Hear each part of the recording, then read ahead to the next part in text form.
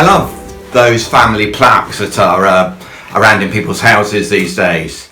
They say things on them like, we do hugs, we do loud, we do forgiveness.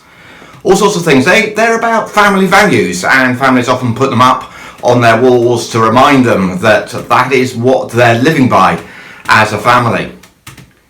I wonder what the plaque would say about St James's Church. What would our values be? Well, that's exactly what we're doing at the moment in trying to speak to you about what our values are. What would be on that plaque?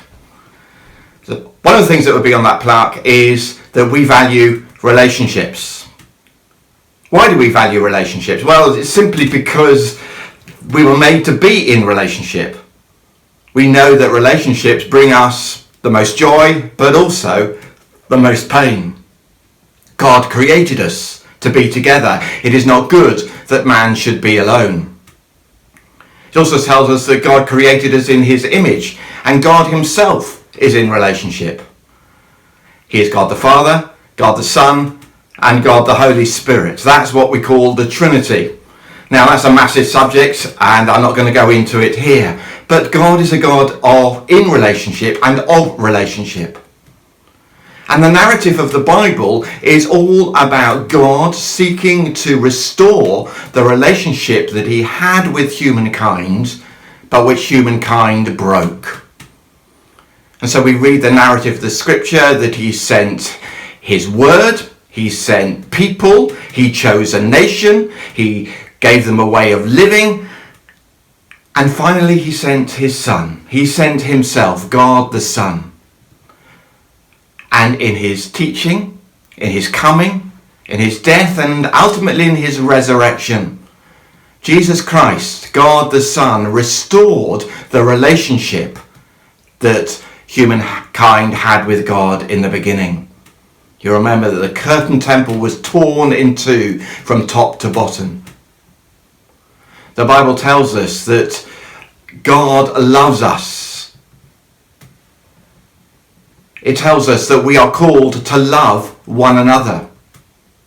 Jesus, in his teaching, particularly in Matthew's Gospel, tells his followers, those who are listening to him, all about how they should do relationship. And we'll talk about that later on in our sermon series. At the end of his ministry, Jesus took a towel and washed his disciples' feet, and he said, "Do you realize what I have done? People will know that you are my disciples by how you love one another." In the early church, we see that happening. In the Acts of the Apostles, we see the followers joining together daily, sharing everything in common. No one was in need. They loved each other. And great signs and wonders were done. And the Lord added to their number those who were being saved. And then the narrative throughout Scripture, throughout the rest of the Bible, in the epistles, in the writings to the new Christian church. Yes, it's about doctrine, about belief, but it's also all the epistles at the end of them have a section about practical living, about relationships. We're called to be in relationship. And I'd like to give you two pictures to hang this teaching on. The first picture is the picture of the body, and the second picture is a picture of a building. So how do we approach all this subject? Well, three provisos as we begin. First of all, I can't possibly cover this subject in this short video, but I hope in your groups you will be able to discuss some of the more deep things around relationship and the more tricky things, and we grapple with this whole issue of relationships within the body of Christ. Secondly, I want to say we haven't got it all sussed. We're a work in progress. But I hope that with all these values that they will become a yardstick by which we measure ourselves. They will be a culture that we will build. And it will be a lifestyle that we live. And thirdly, particularly if you've been in churches for a long time, or even St James's Church, you may say to yourself, well, I've never had a good relationship. In fact, they're horrible to me at St James's or wherever. Well, if that's the case, I would ask you to do two things. First of all, I'd ask you to pray. To pray for your brothers and sisters. To pray for your leadership. To pray for yourself. And secondly, I'd ask you to do. To come in the opposite spirit. Instead of gossiping or grumbling, come in the opposite spirit. Love. Choose to be with. Choose to honour. And in that way, you are responsible for building this culture. Because we are each responsible. So first of all, the picture of the body. And it comes from 1 Corinthians chapter 12.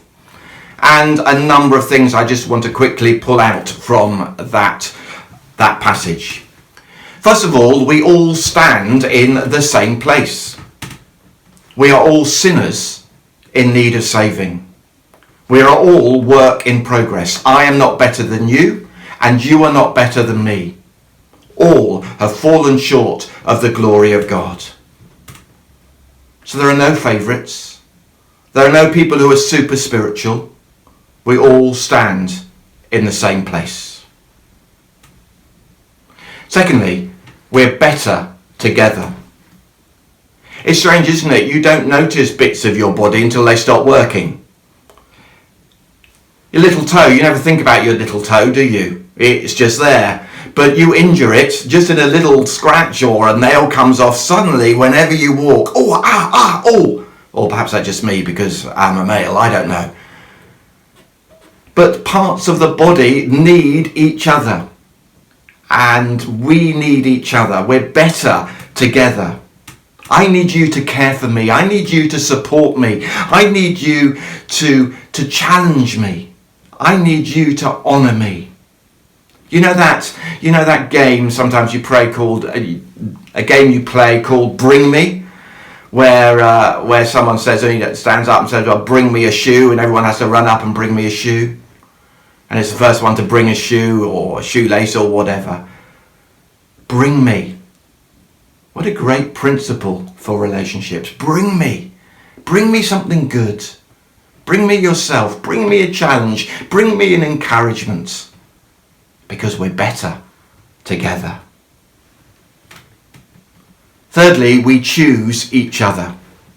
Now that may seem strange to say. I don't know when you're listening to this video, but we're just all here at St. James's at this time. Well, I don't believe that. I believe that God has called us together for a purpose, for a time, for a reason. And so if I really believe that God has brought us together for a reason, I'm going to choose you. I'm going to honour you because you are part of this destiny together. I want to bless you. I want to love you. I want to bear with you. I want to honour you. God has chosen us to be together at this point in time. If we really believe that, what a difference that would make to how we treated each other. Next, there's no hierarchy in the church. The foot cannot say to the hand, I don't need you, or whatever. So I want to say at St. James's Church, there is no hierarchy. There are no better positions. There is no status. We will not play power games. We will not play status games. I am not better than you. I am called into leadership. That is what God has called me into. But that does not make me any better than you. There is no hierarchy. There are no positions of honour. We're not going to bless the head because it controls the body. As Paul writes in 1 Corinthians 12. Positions bring responsibility and the need for others' prayers. There is no hierarchy at St. James's. And finally, as we look at the body, is that we're called to unity. Now, I sometimes don't get on with my wife. I know you can't believe that because I'm just such a wonderful person. But sometimes we disagree. What we need to do is disagree well. We're called to unity. The world cannot understand that people who disagree can still be together. In fact, disagreement brings dissatisfaction, it brings disharmony, it brings separation, it brings hate, it brings prejudice, and ultimately it brings death. Not so in the church, not so in St. James. We will learn to disagree well. Just today, I made a phone call to someone because they had said something that they felt that something wasn't quite right in the church. And so I made a phone call to them. They had done it right. They had come to the leadership with a worry that something wasn't quite right. And so they came to the right person, which was me. And I was able to talk to them, to talk it through. It's so easy, isn't it, to backbite, to go behind people's backs. And that causes disunity. If there's something wrong in the body, let's sort it. Let's be honest with each other. We can disagree, but we're called to unity. We're called to unity. So there we are. Something around the body. So here's the second picture, and it's a picture of a building. And this teaching comes from Danny Silk and his book, Keep Your Love On. I really would recommend it as a book for all of us. It tells us how to do relationships in church, in families, in marriage, in the workplace. It's a really good book. Danny Silk, Keep Your Love On. And he gives us some pillars that hold the building of relationships up. So I just want to share those with you now. First of all, the pillar of vision, and it's in 1 Corinthians 12, verses 27 to 31. And the principle that we need to live by is, I choose to be part of you. I've already focused in on this, so we'll only do this briefly now. But I choose to be part of you with all your faults. Just because I have faults too. I'm not going to not be part of you because I don't like you, or because you do this, or because you do that. I choose to be part of you. If the church really is the hope for the world and the hope for the nations, then we need to model love. Jesus said, by this shall all men know that you are my disciples, that you love one another. It's love that will win people to the gospel. The second pillar is this, the pillar of self-control, and it really goes with the last one. You can read about it in Matthew 7, verses 3 to 5. And the principle is this, the only person I can control is myself. You know, you often hear the phrase, oh, you made me, if only you. You know, typically when you go into someone's back in a car. If only you hadn't braked so hard, I wouldn't have gone into the back of you. I'll let you into a secret. I used to go into martyr mode. I used to go into martyr mode at home. Martyr mode was when I used to control by my actions. I would see something that needed doing. I'd really like my wife Della to do it, but she wasn't doing it. So instead of dealing with it properly, I used to go into martyr mode. Well, she used to say I did, and she was right. So for instance, if the dishwasher hadn't been emptied and I thought, oh my goodness, it needs to be emptied, I would go in and I'd empty it, but I wouldn't do it with good grace. I'd bash and crash and make sure she heard what was going on. What I was doing was seeking to control her, seeking to control her behaviour, wanting her to do it, but I was doing it, saying you should be really doing this, but I'm doing this. If only I wouldn't have to. It's not my job. No, the only person I can control is myself. And we can easily in our lives, subtly and not so subtly, seek to control each other. We're very good at it. We'll do it with an expression. We'll do it with our body language. The only person I can control is myself, and only on a good day, says Danny Silk. So be aware of when you're trying to control others. When there's conflict, look inside yourself. You see, self-control is not just about having good self-control because there's a bar of chocolate on the table and I'm not eating it. And how self-righteous do we get when we do that? Self-control is actually being controlled not to control another person. The only person I can control is myself. The third pillar is this, and it's the pillar of responsibility, and you can read about it in Genesis 3 verse 12. Back to Adam again. What's the first thing he did when God says, what have you done? Oh, the woman gave me the apple and she made me eat it. And he goes to the woman, and she says, oh, the serpent did this. We are each responsible for our own actions. If only you hadn't, I wouldn't have. We are 100% responsible for our actions. We may be only 10% responsible for the incident, but we're 100% responsible on how we react to that 10%. What do we do when there is conflict?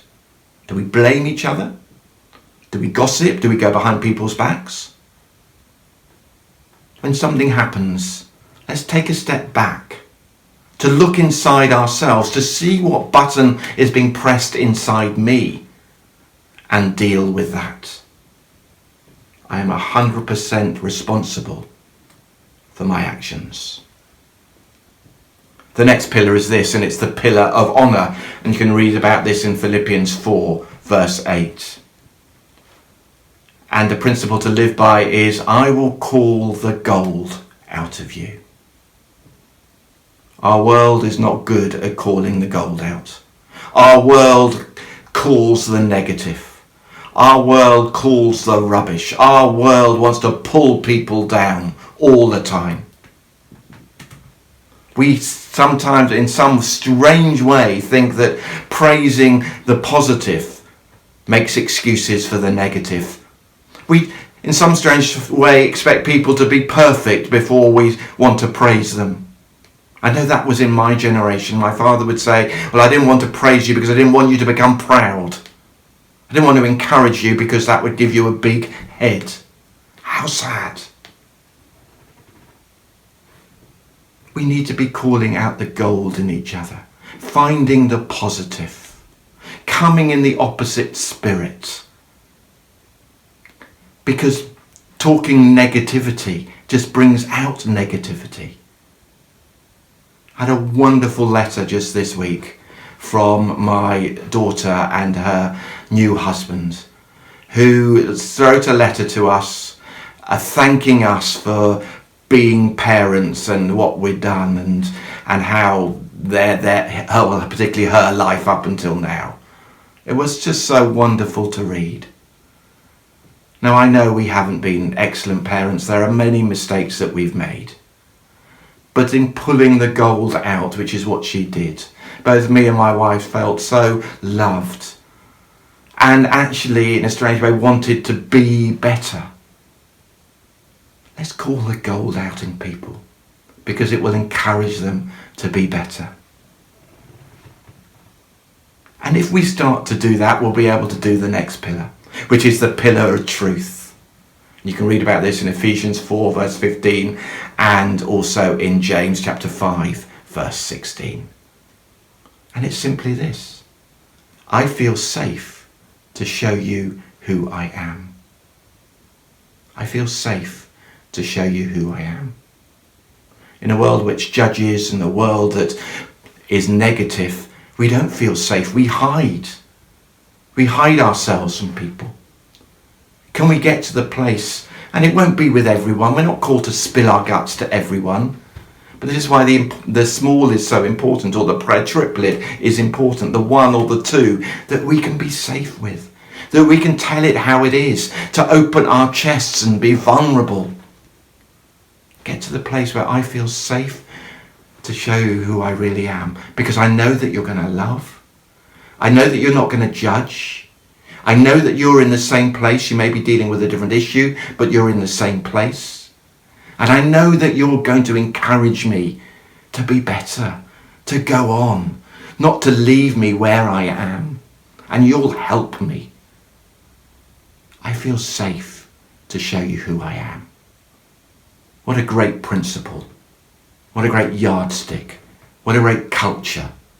What a great lifestyle. The next one is the pillar of faith, and it's the last one. You can read about it in 2 Corinthians chapter 5 verse 17. And the ironic thing is That actually the pillar of faith says, I find my security, significance and acceptance in God alone. Many of us seek to find our acceptance, security and significance in others, or in a job, or in a status. And we cannot, because all those things will fail. We will put up the mask of am all right. We won't open ourselves up. But if we understand that our security, our significance and our acceptance is not based on anything around us, but on our identity in Christ, then we will be free to do all these other things, to show you who I am, to take responsibility, 100% responsibility. Because if I fail, it doesn't do anything to my identity, I just fail. If I'm not a success, it doesn't matter, because my significance is not based on my success. It says, I choose to be part of you and bless you, because I don't have to be better than you. It gets rid of the orphan spirit that says I need to big myself up to feel better about myself. The only place I can find real significance, real success and real acceptance is in knowing who I am in God, that I am his child, that I'm loved totally by him, that he is not disappointed in me, that I am not an orphan, but I'm a son. I am not an alien, I'm a friend. And he doesn't hide himself from me, but shows himself to me as I come to him. So if we build our identity and relationships on him, then all these things will fall into place as we work on them. We do hugs. We do loud. We do forgiveness. We do fun. We do relationships. Let's work on our relationships as a body of believers, so that people may say, wow, don't these people love each other?